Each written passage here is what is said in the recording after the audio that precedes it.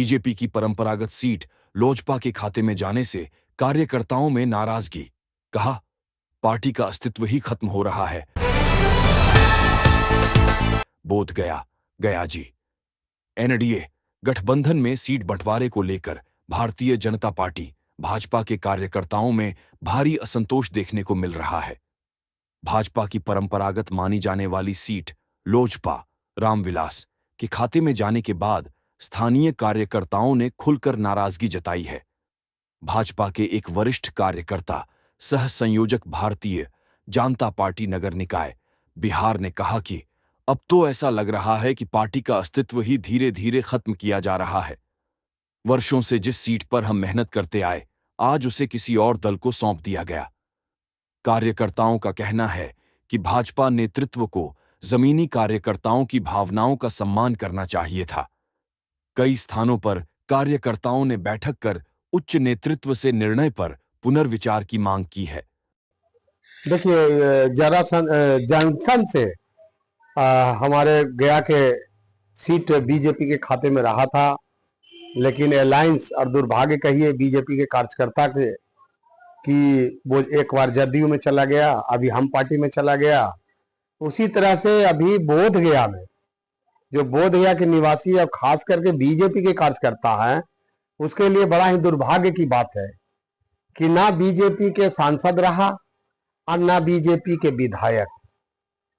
आने वाला दिन में बोध गया के लोग सिंबल जो कमल छाप हैं वो भी भूल जाएंगे, क्योंकि न गया में उनका है और न बोध गया में है।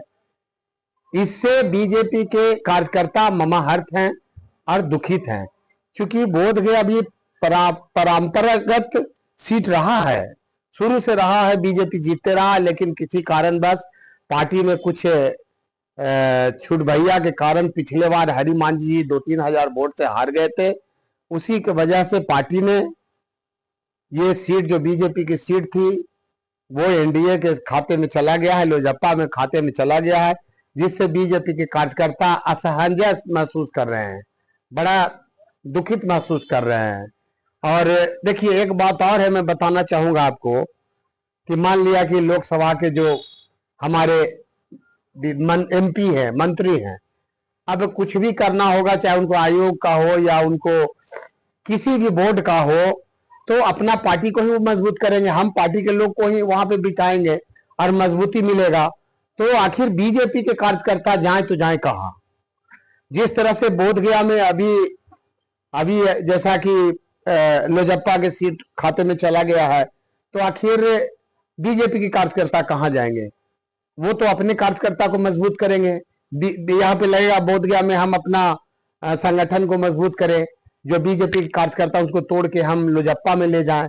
तो कहीं न कहीं हमारे पार्टी इसमें कमजोर हो रही है और बड़ा ही दुखद घटना है। हम लोग बड़ा चिंता का विषय इसको मान रहे हैं और यहाँ के जो नेता हैं और हमारे जो कार्यकर्ता हैं असमंजस की स्थिति में है।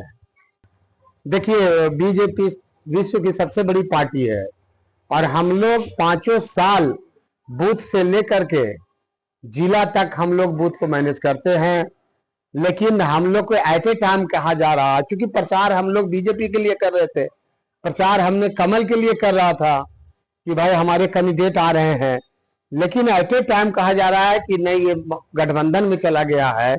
तो इसके चलते लोगों में असमंजस की स्थिति पैदा हो गई है और लोग चिंतित है, खास करके बीजेपी के कार्यकर्ता चिंतित है कि मंजिल कहाँ है हमारा, आखिर जाए तो जाए कहाँ। देखिए, ये कोई प्रश्न की बात नहीं है और व्यवस्था कारण वो नहीं कह सका, चूंकि टाइम मिला नहीं होगा, इसलिए वो कागज पत्र सही आते हुए पहले नॉमिनेशन करना उसको उचित समझा।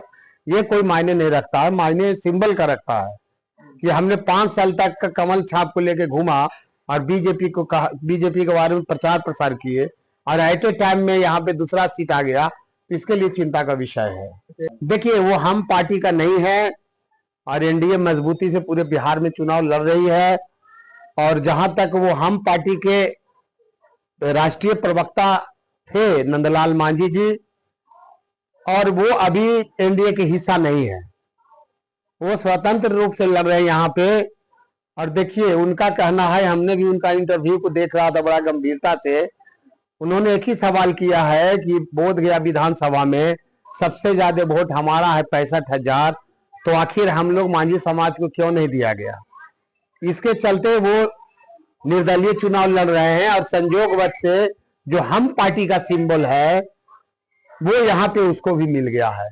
इससे कहीं न कहीं उसको बेनिफिट होगा और मांझी समाज में खुशी का माहौल होगा, क्योंकि कड़ाही छाप हम पार्टी का सिंबल रहा है शुरू से और मांझी का सबसे बड़ा जनादेश है यहाँ पे, इसलिए वो जीतने के लिए लड़े होंगे, क्योंकि लड़ना ही है, क्योंकि सबसे ज्यादा वोट उन्हीं का है, इस हिसाब से वो लड़ रहे हैं यहाँ पर।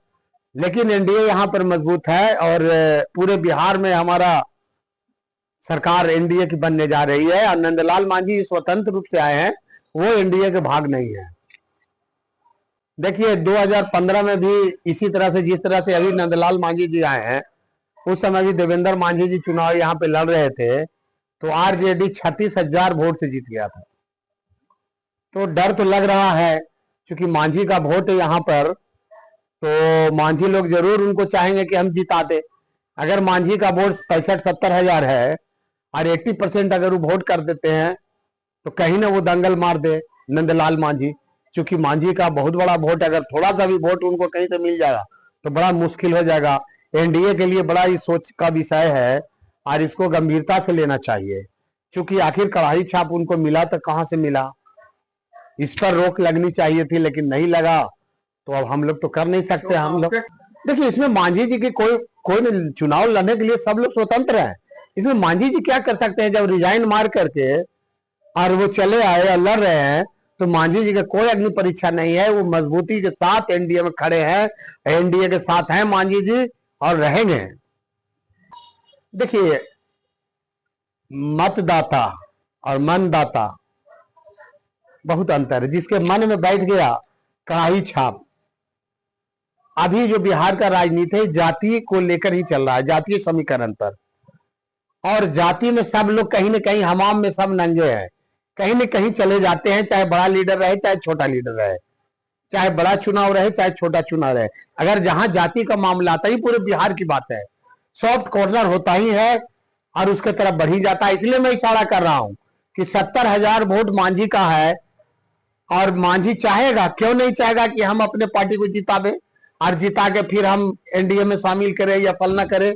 तो इसमें हम लोग को एनडीए पार्टी को सबसे ज्यादा माने कि नुकसान होने का डर है बोध गया विधानसभा से।